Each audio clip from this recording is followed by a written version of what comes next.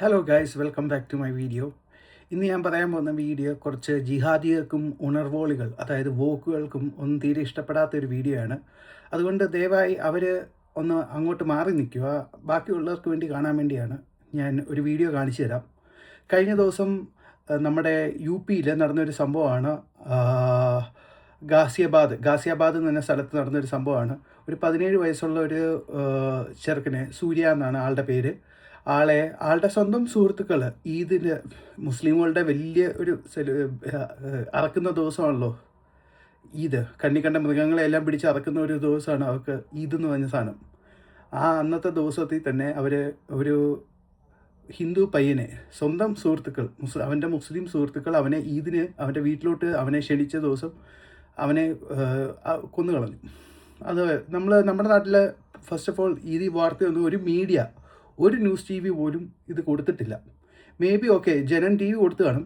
എന്ന് വെച്ച് അവരേ ഉള്ളൂ ഈ ഒരു കാര്യങ്ങളിലൊക്കെ കുറച്ചുകൂടെ ഒരു പറയത്തുള്ളൂ. കേരളത്തിൽ അവർ മാത്രമേ ഉള്ളൂ. ബാക്കിയുള്ളവർക്കെല്ലാം മറ്റേ ഇസ്ലാമോഫോബിയ പടരുമെന്നുള്ളൊരു പേടിയുണ്ട്. അതുകൊണ്ട് അവർ ഇത് പറയത്തേ ഇല്ല. മുസ്ലിമുകൾ എന്ത് ചെയ്താലും അവർക്കതൊരു പ്രശ്നമല്ല. അപ്പോൾ ഈ വീഡിയോ ഒന്ന് കണ്ടു നോക്കണം. ഞാനിപ്പോൾ കാണിച്ചു തരാം. സ്വന്തം സുഹൃത്തുക്കൾ, സൂര്യ എന്ന വ്യക്തിയെ സ്വന്തം സുഹൃത്തുക്കളാണ് കൊന്നുകളഞ്ഞത്.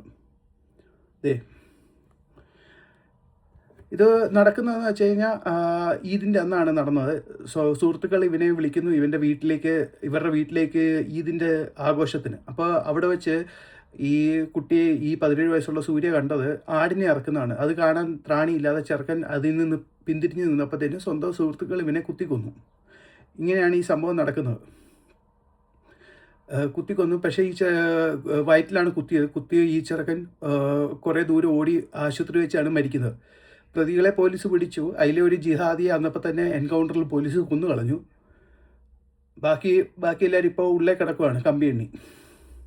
ഇത് നമ്മുടെ നാട്ടിലെ ഒരു മീഡിയയ്ക്ക് പറയാൻ ധൈര്യമില്ല.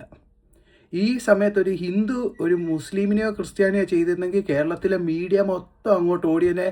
നമ്മുടെ നാട്ടിലെ കുറേ MLA-മാരും MP-മാരും അല്ലാത്ത കുറേ കമ്മികളും എല്ലാം കൂടെ അങ്ങോട്ട് ഓടിയിട്ട് പോയി ഇപ്പം മലമറിക്കുമെന്ന് പറഞ്ഞ പോലെ അവരെ രക്ഷിക്കാനും ഇത് കുറേ സംഭവം ഉണ്ടല്ലോ, കന്യാസ്ത്രീയുടെ വിഷയമൊക്കെ. അങ്ങനെ അങ്ങോട്ട് ഓടിയേനെ. ഇത് കേരളത്തിലും ഇത് ഒരു വാർത്ത പോലും ഇവർക്ക്, കുറച്ച് ഓൺലൈൻ മീഡിയാസ് ഇത് വാർത്ത ചെയ്തിട്ടുണ്ട്, അല്ലാതെ ഒരു മീഡിയ പോലും ഇത് ചെയ്തിട്ടില്ല.